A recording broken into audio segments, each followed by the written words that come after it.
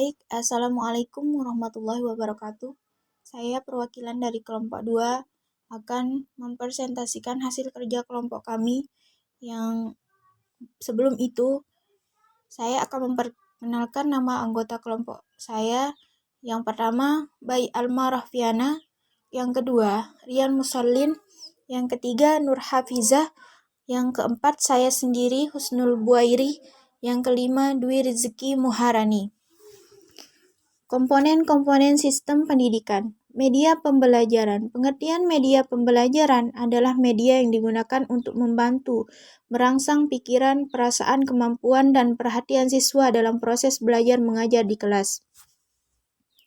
Media tersebut dapat berupa alat ataupun bahan mengajar. Dalam pengertian lain, media pembelajaran adalah bahan, alat, atau segala sumber daya yang digunakan dalam proses penyampaian informasi guru kepada murid, baik berbentuk fisik ataupun piranti lunak.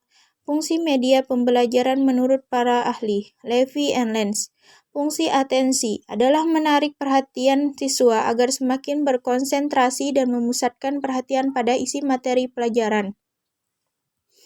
Fungsi afektif adalah kenyamanan siswa ketika belajar atau membaca, misalnya teks bergambar.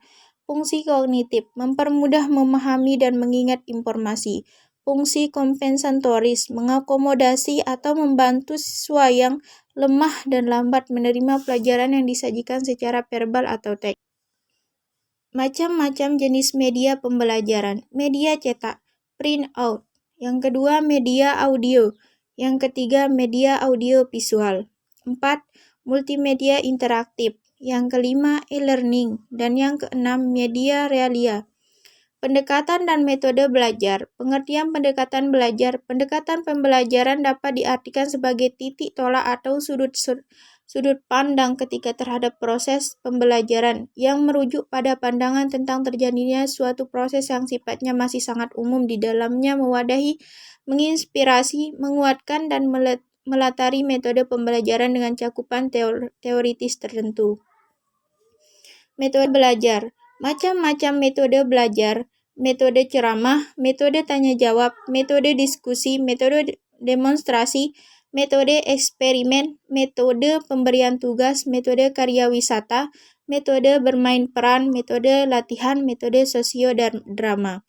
Perbedaan pendekatan dan metode belajar. Pendekatan approach lebih menekankan pada strategi dalam perencanaan, sedangkan metode lebih menekankan pada teknik pelaksanaan. Nuryani Y. Rustam. Dan pendekatan bersifat aksiomatis yang menyatakan pendirian, filosofis, dan keyakinan yang berkaitan dengan serangkaian asumsi, sedangkan metode bersifat prosedural atau proses yang teratur.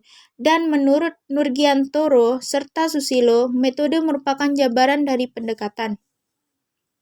Kurikulum, isi sendiri, urutan sesuai tema. Caranya HPS ini ambil news slide pojok atas, edit sendiri. Pendidikan, lingkungan, dan lembaga pendidikan. Secara umum, sistem diartikan sebagai kumpulan atau grup atau komponen apapun yang saling berhubungan satu sama lain dan bekerja sama secara harmonis untuk mencapai satu tujuan tertentu. Pendidikan sebagai sebuah sistem terdiri dari jumlah komponen tersebut antara lain raw input, siswa atau mahasiswa, instrumental input, pendidik dan tenaga kependidikan, kurikulum, dana, sarana, prasarana, dan lain-lain. Pendidikan lingkungan. Pendidikan lingkungan hidup adalah suatu program pendidikan untuk membina anak atau peserta didik agar memiliki pengertian, kesadaran, sikap, dan perilaku yang rasional, serta bertanggung jawab tentang pengaruh timbal balik antara penduduk dengan lingkungan hidup dalam berbagai aspek kehidupan manusia. Lembaga pendidikan keluarga. Peranan keluarga sebagai lingkungan sosial pertama, memiliki hubungan dengan kepribadian anak. Keluarga sebagai pintu pertama dan utama yang dilalui individu merupakan sarana awal dan pokok dalam membentuk kepribadian dan karakter. Pendidikan karakter dan nilai-nilai kepribadian menjadi tujuan utama pendidikan keluarga. Dalam keluarga, benih pendidikan mulai tumbuh dalam hubungan cinta kasih, tolong-menolong, dan saling memberi pengertian. Dengan demikian, dapat dipahami bahwa keluarga sebagai sistem sosial merupakan faktor determinan pertama dan utama dalam memberikan pendidikan kepribadian, budi pekerti, dan karakter dalam rangka pembentukan pondasi watak anak, sehingga di atas pondasi itulah sifat-sifat kepribadian anak yang diperolehnya melalui proses Inkulturasi dan sosialisasi di lingkungan keluarga sangat menentukan pula terhadap pembentukan dan perkembangan kecerdasan moral emosional anak. Lembaga pendidikan sekolah. Pendidikan sekolah merupakan lembaga pendidikan kedua setelah pendidikan keluarga. Pada lembaga pendidikan formal, inilah peran guru sebagai pemeran utama pendidikan sekolah sangat menentukan. Hal ini sejalan dengan peraturan pemerintah nomor 74 tahun 2008 tentang guru pasal 1 ayat 1 dijelaskan bahwa guru adalah pendidik profesional dengan tugas utama mendidik, mengajar, membimbing, mengarahkan, melatih, menilai, dan mengevaluasi peserta didik pada pendidikan anak usia dini jalur pendidikan formal, pendidikan dasar, dan pendidikan menengah. Tujuan pendidikan sekolah adalah mengembangkan dan membentuk potensi intelektual atau pikiran menjadi cerdas. Lembaga pendidikan masyarakat. Pendidikan masyarakat merupakan pendidikan yang diselenggarakan dalam lingkungan masyarakat. Pendidikan luar sekolah atau masyarakat merupakan pendidikan yang bersifat kemasyarakatan yang diselenggarakan di luar sekolah melalui kegiatan belajar mengajar yang tidak berjenjang dan tidak berkesinambungan seperti kepramukaan, kursus, kependidikan, keagamaan, dan lain-lain. Kurikulum. Dalam dunia pendidikan formal, kurikulum memegang peran penting demi tercapainya kesuksesan belajar. Seiring berkembangnya zaman, masa mengalami perubahan. Secara etimologis, kurikulum berasal dari kata yang diambil dari bahasa Yunani yaitu kurir yang berarti pelari, serta kurir yang artinya tempat berpacu. Istilah ini dahulunya digunakan dalam dunia olahraga, didik demi mendapat ijazah sebagai penghargaannya. Pengertian kurikulum menurut para ahli.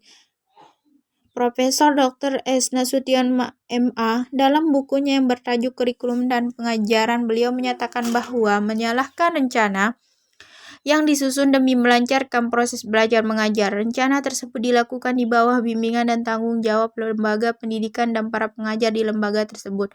Dr. Haji Nana Sujana dalam bukunya yang berjudul Pembinaan dan Pengembangan Kurikulum di Sekolah berpendapat bahwa kurikulum merupakan kumpulan niat dan harapan yang tertuang bentuk dalam program pendidikan yang mana dilaksanakan oleh guru sekolah. Fungsi kurikulum dan konsep kurikulum. Fungsi penyesuaian, fungsi integrasi, fungsi pemilihan, fungsi diagnostik. Kurikulum sebagai substansi, kurikulum sebagai sistem, kurikulum sebagai bidang studi. Baik, kurang dan lebihnya mohon dimaafkan. Wabillahi taufiq wal hidayah. Wassalamualaikum warahmatullahi wabarakatuh.